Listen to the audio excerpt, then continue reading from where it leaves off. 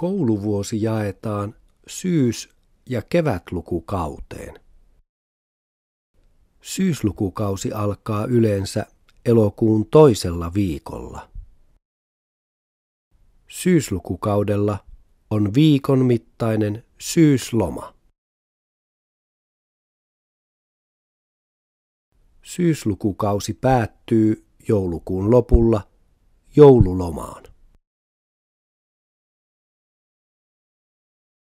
Kevätlukukausi alkaa uuden vuoden puolella. Kevätlukukaudella on viikon mittainen hiihtoloma. Kevätlukukausi päättyy touko-kesäkuun vaihteessa, jolloin alkaa kesäloma.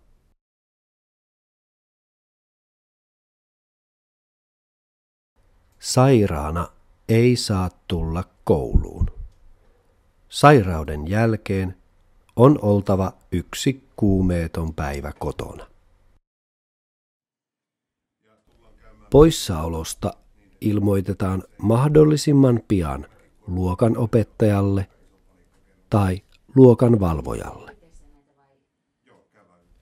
Jos oppilas tarvitsee jostakin syystä lomaa, sitä pitää anoa etukäteen luokanopettajalta, luokanvalvojalta tai rehtorilta.